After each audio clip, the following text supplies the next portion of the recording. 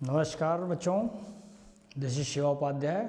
You are most welcome in your favourite YouTube channel Shiva Upadhyay bio classes. बेटा आज हम लोग देखने वाले हैं क्लास 12th का ये हमारा लेक्चर होने वाला है, जो कि चैप्टर मैंने आपसे कहा था, जो हम लोगों ने इकोलॉजी का जो पहला चैप्टर अभी देख ही लिया है। आज उसी क्रम में हम सेकेंड चैप्टर की बात करेंगे, जो कि इकोसिस्टम का होगा। इकोसिस्टम क्या होता है? जैसे पहला चैप्टर जब आपने पढ़ा उसमें, तो आपको उस चीज़ से बहुत सारी चीज़ें इसमें देखने को मिलेंगी, ठीक है ना। अब हम पॉपुलेशन एंड ऑर्गेनाइजेशन जो आपने देखा है, उससे कैसे हम इस चैप्टर को कोरिलेट करेंगे, देखिए बहुत मज़ा आएगा। लेकिन हाँ, ये चैप्टर बहुत छोटा है, मुश्किल से 20 मिनट का खेल है इसमें, 25 मिनट बहुत हो गया। लेकिन शुरू से अंत तक जरूर बने रहिएगा, क्योंकि तनी भी आप इधर उधर डिस्टर्ब हो जाएंगे तो चैप्टर समझ में आएगा नहीं। तो छोटा चैप्टर, इसीलिए मैंने आपसे कहा शुरू से अंत तक जरूर बने रहिएगा। और लास्ट में मैं आपको बताने वाला हूँ किस प्रकार के चैप्टर लास्ट ईयर इसमें आए हुए हैं और कैसे आने की संभावनाएं देखी जा रही हैं, ठीक है। तो आइए, वीडियो अच्छा लगेगा साथियों तो लाइक कमेंट शेयर जरूर करिए, और जो चैनल को सब्सक्राइब नहीं किए होंगे तो चैनल को सब्सक्राइब कर लेंगे। देखिए, सबसे पहले दोस्तों आप इस चैप्टर को देख सकते हैं गौर से। इकोसिस्टम क्या कहता है? इको मतलब आपका घर, आप अपने होम की बात करते हैं, अपने सराउंडिंग की बात आप करते हो, है ना। तो वहाँ का जो सिस्टम आपको दिखाई पड़ता है, वही हमारा इकोसिस्टम कहलाता है। अब मैं इसको बहुत ही अच्छे से एलोबरेट करने वाला हूँ। देखिए, कुछ बातें लिखी हैं। इकोसिस्टम एक फंक्शनल यूनिट होता है। फंक्शनल यूनिट होता है किसी भी इकोलॉजी में, आप देख सकते हैं, जिसमें दो फैक्टर पाए जाते हैं। एक होता है biotic, second is that the abiotic factor. Now biotic factor क्या होता है? Biotic factor is that factor which are the living in a ecosystem. किसी भी इकोसिस्टम में जो चीज़ें जिंदा दिखाई पड़ती हैं, यानी कह सकते हैं कि जो एक प्रकार से हमारे लिए, या कह सकते हैं जिसमें जान होता है, लाइव होता है, जी अलाइव जो होते हैं, दैट इज हमारी बायोटिक थिंग्स होती हैं। बात जब करते हैं आप ए बायोटिक, ए मीन्स क्या होता है? एब्सेंट ना। ए मीन्स एब्सेंट होता है। ए बायोटिक कहता है कि जो चीज़ों में जान नहीं होते, एब्सेंट होते हैं, जैसे टेबल है, मेज है।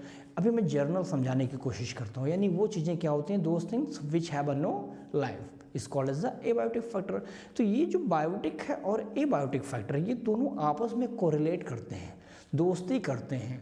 और जब दोस्ती हो जाती है तो ये लोग आपस में बन जाते हैं क्या? एक फैक्टर तैयार कर देते हैं मिलकर के, जिसका नाम होता है हमारा इकोसिस्टम। ये बात समझ में आई? इसीलिए मैंने कहा ये फंक्शनल है।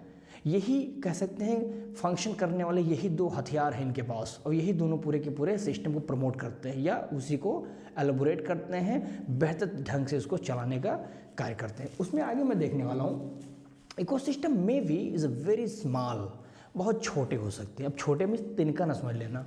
स्मॉल इज इक्वल टू, मैंने लिखा है यहाँ पे पॉन्ड, हालांकि a drop of water is also an ecosystem, उसका भी अपना एक इकोसिस्टम हो गया ना।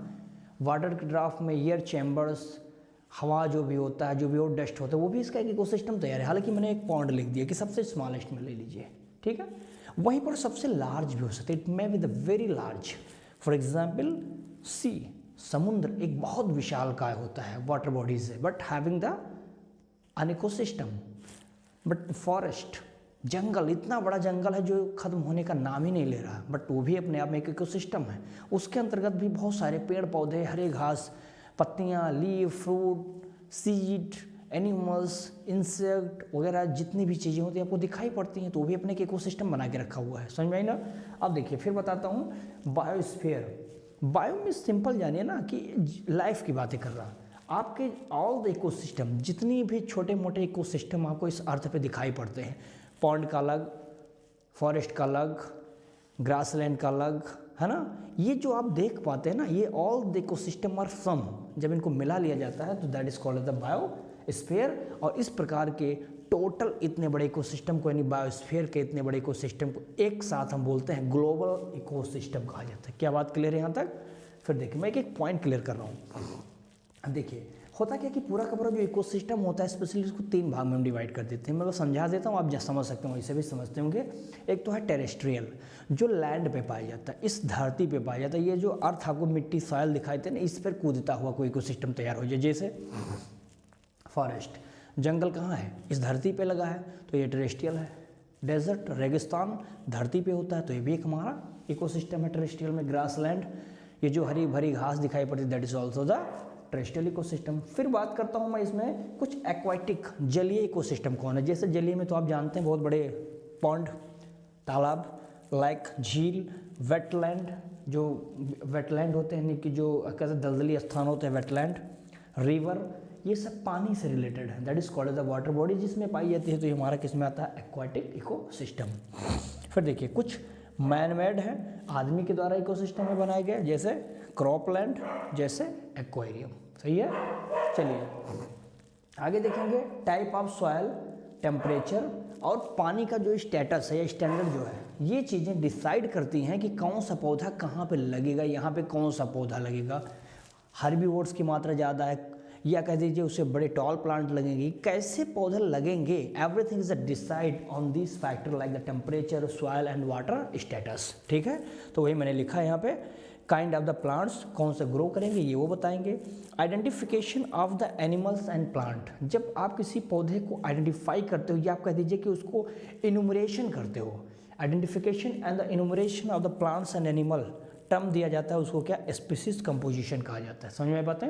फिर आगे देखेंगे स्ट्रैटिफिकेशन क्या होता है। देखिए vertical distribution of the different species, vertical distribution होना चाहिए on the different species of the किसकी ऑक्युपाई होता है, कहाँ पर, एक पर्टिकुलर लेवल पर। जैसे मैंने कहा कि ये जैसे सीधा कोई पौधा ही है, ये बहुत सारी, ये छोटा पौधा थोड़ा है, ये और छोटा है, ये हर्ब है, ये श्रब है, तो ये जो वर्टिकल डिस्ट्रीब्यूशन दिखाई पड़ता है ना, इसको बोलते हैं स्ट्रैटिफिकेशन कहा जाता है।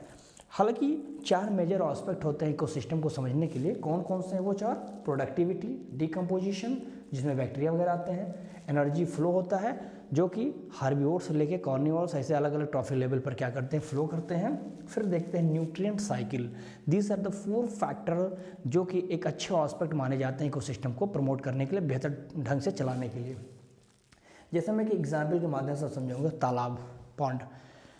पॉन्ड इकोसिस्टम में आप देखेंगे तो बहुत सारे इसमें एक बायोटिक फैक्टर होगा, एक एबायोटिक फैक्टर होगा। तो इसमें बात करते हैं बायोटिक कंपोनेंट्स क्या है। देखिए ऑटोट्रॉफ्स यानी पौधा है, प्लांट है, प्रोड्यूसर है, ये क्या करता है भैया, उसमें आप देखेंगे उसमें कंज्यूमर भी होता है। ठीक है, 2 प्रकार के बायोटिक फैक्टर में कौन कौन से हैं, तो ऑटोट्रॉफ है, कंज्यूमर में हेटरोट्रॉफ। ठीक है, हेटरोट्रॉफ में जू प्लैंक्टन जो कि स्मॉल एल्गी वगैरह होते हैं उसी में पाए जाते हैं, और उसमें डिकम्पोजर्स के रूप में पाए जाते हैं हमारे बैक्टीरिया और फंजाई। क्लियर है यहाँ तक। फिर देखिए एबायोटिक फैक्टर में वाटर होता है जो कि डिजॉल्व होता है, उसमें क्या, ऑर्गेनिक और inorganic substance, soil, light and temperature, जो कि इसको पिक करता है, लाइट वाटर के नीचे जाता है और सरफेस बॉटम तक आप देखेंगे सॉइल फैला रहता है।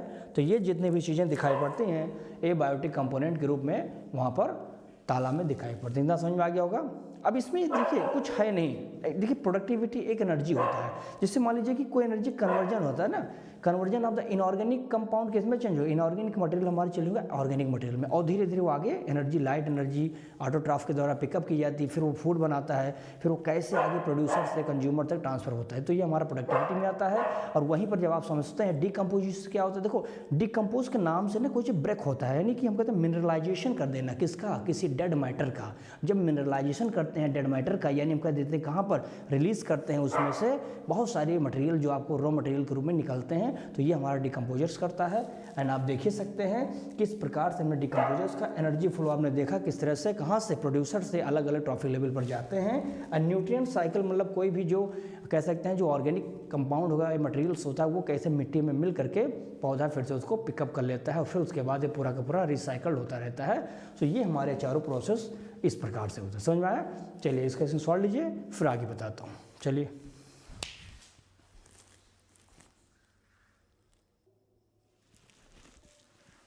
चलिए भैया अब आगे इसमें थोड़ा देख लीजिएगा, दिया गया है, मैंने थोड़ा सा उसको और अच्छे से एक्सप्लेन करने की कोशिश में कर रहा हूँ। जैसे प्रोडक्टिविटी अभी मैंने कहा प्लांट है, प्रोड्यूसर है, भोजन बना रहा है, आगे कैसे ट्रांसफ़र करता है अलग अलग ट्रॉफिक लेवल पर। मैं बता दूं कि इसमें प्रोडक्टिविटी मीन्स होता है प्लांट्स अपटेक करता है सोलर एनर्जी को, जो कि सोलर एनर्जी को चेंज करता है, कन्वर्ट करता है किसमें, केमिकल एनर्जी में, खाना तैयार हो जाता है। यहाँ पे प्राइमरी प्रोडक्शन होता है। ठीक है, प्राइमरी प्रोडक्शन मीन्स क्या हो गया, देखिए आगे बताऊँगा। अमाउंट ऑफ बायो, इसकी डेफिनेशन भी देख लीजिए, अमाउंट ऑफ बायोमास या ऑर्गेनिक मैटर आप कहते हो ना, जो ऑर्गेनिक मटेरियल्स होते हैं या कह दीजिए जो बायोमास होता है ये प्रोड्यूस्ड होता है per unit area by the plant during the photosynthesis. यानी जब सनलाइट पड़ता है प्लांट पे तो प्लांट कितने छोटे से एरिया में पर यूनिट एरिया में कितने लाइट यानी कितने रेस को अपटेक करता है और उसको यूज़ करता है उसके बायोमास को कहाँ पर फोटोसिंथेसिस करने में। इसी को बोला जाता है प्राइमरी प्रोडक्शन कहा जाता है। ये बात समझ आई। अभी मैं अच्छे से एक्सप्लेन करता हूँ ये बात। इसको कैसे डिनोट करते हैं तो ग्राम इनवर्स -2, ठीक है। फिर देखेंगे या किलो कैलोरी m अपन या -2, ठीक है। इसको इस फॉर्म में इसको हम लोग डिनोट करते हैं। फिर देखेंगे इसमें मैंने और अच्छे से बताया। देखो सन है, सन एकमात्र एनर्जी सोर्स है इस पूरे अर्थ पे। सन से एनर्जी आई, लाइट आई, प्लांट लिया। प्लांट चूँकि एक प्रोड्यूसर है आप जानते हैं, जो प्राइमरी प्रोडक्टिविटी के रूप में आगे जाना जाएगा। कैसे प्राइमरी प्रोडक्टिविटी, क्यों मैंने कहा, बिकॉज इसके द्वारा सन के द्वारा लाइट को वही अपटेक कर सकता है। ये बात समझ में। अब जब ये अपनी लाइट को अपटेक कर रहा तो जाहिर बात है कि अमाउंट ऑफ जो भी बायोमास होगा ये बायोमास कहाँ चला गया, ये बायोमास हमारा जनरेट करेगा और जनरेट करने के बाद आप देख सकते हैं किस तरह से प्रोड्यूसर यानी प्लांट इसको ले रहा है। तो इसको मैंने कह दिया प्राइमरी प्रोडक्टिविटी। हालांकि प्राइमरी प्रोडक्टिविटी जो भी बनी है इसको हम दो भाग में अब डिवाइड करेंगे। एक का नाम है जीपीपी जिसका नाम होता है ग्रास प्राइमरी प्रोडक्टिविटी। क्या कहते हैं, ग्रास प्राइमरी प्रोडक्टिविटी। ये बात समझ में आया। अब देखेंगे अगर उसी ग्रास प्राइमरी प्रोडक्टिविटी से जीपीपी से अगर मैं रेस्पिरेशन जो भी हो रहा है प्लांट में उसको माइनस कर दूं तो हमारा चेंज हो जाता है नेट प्राइमरी प्रोडक्टिविटी एनपीपी में। कभी कभी आता है कि जीपीपी एनपीपी क्या है, तो टोटल लाइट जितना भी प्लांट हमारा लेता है फॉर द फोटोसिंथेसिस करने के लिए एक पर्टिकुलर पर यूनिट एरिया पर, उसी को बोलते हैं जीपीपी कहते हैं, ग्रास प्राइमरी प्रोडक्टिविटी। रेस्पिरेशन उसमें माइनस कर दीजिए, चेंज हो जाएगा एनपीपी में, नेट प्राइमरी प्रोडक्टिविटी कहा जाता है। समझ में आया। जैसे अब यहाँ से आपने कहा सन से प्लांट, ये बात होगी पूरी प्लांट के अंदर जो कहानी था। फिर अब प्लांट के द्वारा कौन खाएगा प्लांट को, कोई ना कोई हर्बीवोरस खाएगा, यानी कि मान लीजिए गोट खा लिया, ठीक है। जब गोट खाएगा तो जाहिर सी बात है कि it form a new organic matter. अब एक नया ऑर्गेनिक मैटर बना के तैयार कर देगा अपने अंदर जो भोजन लिया है एज अ प्लांट को, तो उसको बोलते हैं सेकेंडरी प्रोडक्टिविटी कहा जाता है। क्या मामला है, क्लियर हो गया होगा। आगे देखिए बताया जाता है कि टोटल यानी एनपीपी अगर होल बायोमास के द्वारा बायोस्फीयर के द्वारा देखा जाए तो एक एनुअल में 170 बिलियन टन्स इतना होता है। सोचिए, क्योंकि ये आप जान लीजिए ड्राई अवस्था में मैं बता रहा हूँ। अब ड्राई अवस्था में बहुत है अपने आप में, जैसे 55 अगर मैं बात करूँ ना 55 बिलियन टन्स ओशियन है ना, जो कि that occupy in the 70% of the earth. पूरे अर्थ का मात्र 70% ही हमारा ओशियन है, लेकिन 55 मिलियन टन्स ओशियन जो है ये लेता है, ऑक्यूपाई करता है। वहीं पर आप देखते हैं तो 115 बिलियन टन्स लैंड हमारा लेता है, जो कि ऑक्यूपाई है पूरे अर्थ का मात्र 30%। आप सोचिए 115 बिलियन अपटेक कर रहा है जो कि मात्र 30% है, और हमारा वो किधर था 55 बिलियन लेता है। कौन, जो हमारा ओशियन है, कितना है वो 70%। ये बात क्लियर है ना। चलिए डिकम्पोजिशन जानते हैं कि breakdown of the complex food inorganic substance में चेंज करता है, जो कि CO2 वाटर न्यूट्रिएंट में। लूजिंग ऑफ द सॉइल के अंदर छोटे छोटे बबल्स बना देता है ना, घुमा घुमा करके उसको, तो बबलिंग करता है, तो यानी इससे क्या होता है कि सॉइल की फर्टिलिटी बढ़ जाती है, ठीक है। फिर देखिएगा एनिमल्स और प्लांट का जो पार्ट होता है, यानी फ्लावर है, रूट है, या कह दीजिए लीफ है, या जो फ्रूट है, ये सब सड़ने गलने लगते हैं। प्लांट के जो पार्ट होते हैं, एनिमल के पार्ट होते हैं, सड़ जाते हैं, तो वहाँ से रॉ मटेरियल बनता है। वो रॉ मटेरियल किस लिए, फॉर द डिकम्पोजिशन, और उसको क्या नाम हो जाता है, डेट्रीटस कहा जाता है, ठीक है ना। जो डेट्रीटस को सड़ाने वाले तो डेट्रीओट्स कहा जाता है।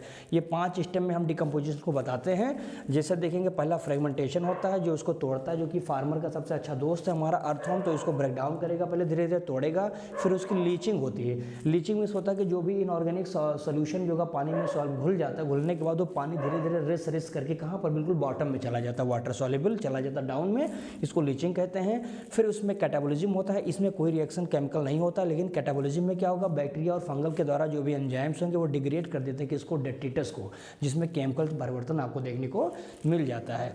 फाइनली हम देखेंगे ह्यूमिफिकेशन क्या होता है। तो ह्यूमिफिकेशन क्या होता है दोस्तों, एक कलेक्शन या कह सकते हैं accumulation of the dark amorphous बन जाता है, जिसको हम ह्यूमस के नाम से भी जानते हैं। फाइनली देखेंगे मिनरलाइजेशन, अब मिनरल का फॉर्मेशन होगा, यानी कह दीजिए कि जो ह्यूमस बना है वो डिग्रेड कर दिया जाता है, किसके द्वारा, humus degraded by the some microbes.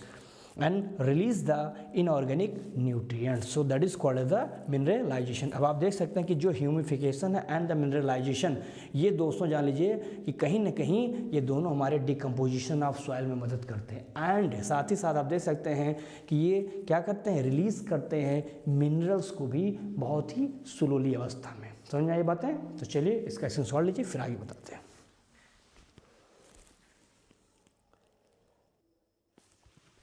चलिए बेटा, अब इसमें थोड़ा सा हम लोग आगे देखेंगे। देखिए बहुत ही आसान है, 2-4 यही पॉइंट बचा हुआ है।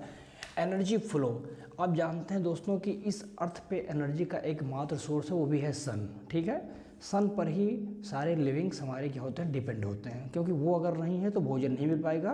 पौधा लेता है, भोजन बनाता है फोटोसिंथेसिस के प्रोसेस के दौरान, फिर उसको कौन लेता है, हम जैसे लिविंग प्राणी उसको उस पर डिपेंड होते हैं, राइट। यानी कि we are the depend on the plant, और प्लांट पर्सनली किस पे, सन पर, क्योंकि सन के द्वारा निकली हुई लाइट को मोस्टली उसी के द्वारा अपटेक किया जा सकता है। ठीक है, अब देखिए एनर्जी फ्लो, आप जानते हैं कि जो सन आता है वहाँ से लेस देन 50% जो हमारा फोटोसिंथेटिक होता है, वहाँ से फोटोसिंथेटिक जो हमारा रेडिएशन को एक्सेप्ट करता है ना, यानी आप सोचिए कि सन आ रहा है, ठीक है, सन आ रहा है, अब सन के द्वारा कितनी ज़्यादा मात्रा में एनर्जी आएगी इस अर्थ पर। जो पौधा क्या करता है, टोटल जो भी वो एक्सेप्ट करता है, जितनी भी रेडिएशन आती हैं, उस टोटल फोटोसिंथेटिक एक्सेप्ट जो भी रेडिएशन करता है उसका मात्र 50% होता है। और ये एंड प्लांट्स ओनली कैप्चर, हमारा जो पौधा होता है ये क्या करता है, मात्र 2 से 10% लेता है किसका, इस पार का। ठीक है, ये रेडिएशन है फोटोसिंथेटिक, जो हमारा रेडिएशन होता है उसी को कहा जाता है, तो मात्र 2 से 10% लेता है। अब आप सोचिए कि अगर टोटल सनलाइट के द्वारा ये 50% मोर देन 50% आप पार होता है, तो इसका अगर ये 2 से 10% लेता है, यानी कि मात्र 1 से 5% टोटल सनलाइट को ये केवल कैप्चर कर रहा है। अब आप सोचिए इसी से पूरा का पूरा ये सृष्टि चल रहा है, पूरा का पूरा एक हमारा अर्थ पे जितनी भी इकोसिस्टम है सब इसी पे डिपेंड करती हैं। ठीक है, देखिए हमेशा ये यूनी डायरेक्शनल होते हैं, एक ही दिशा में चलेगा, यानी कि अगर सन से लाइट आई है, एनर्जी प्रोड्यूसर को मिलेगी, प्रोड्यूसर कंज्यूमर लेगा उससे, फिर उसके द्वारा फर्स्ट सेकंड, ये मतलब एक प्रकार से देखा जाए तो ये फर्स्ट लॉ ऑफ थर्मोडायनेमिक्स को फॉलो करता है। ठीक है, तो इस प्रकार से it can not be went, always forward, आगे बढ़ने की कोशिश में लगा रहेगा। फिर देखेंगे इसमें टेरेस्ट्रियल इकोसिस्टम, आप जानते हैं जो लैंड पे इकोसिस्टम होता है उसको क्या बोलते हैं, टेरेस्ट्रियल इकोसिस्टम कहते हैं। जैसे कि आप देख सकते हैं इसमें हर्ब और बहुत सारे वुडी प्लांट्स होते हैं। जब आप अर्थ की बात करते हैं तो यहाँ पर हर्बिशियस या हर्ब या वुडी प्लांट्स होंगे, जिस पर आप देख सकते हैं किस तरह से इंसेक्ट, बर्ड, मैमल्स डिपेंड करेंगे, या उसी के द्वारा अब इनको कौन अपटेक करेगा, फॉक्स, वोल्फ बैठा हुआ है, इनको कौन खा रहा है, टाइगर, लायन और लेपर्ड। ये सब चीज़ें क्या होती हैं, एक दूसरे से इंटरडिपेंडेंस होती हैं ना, इंटरडिपेंडेंसी होती है।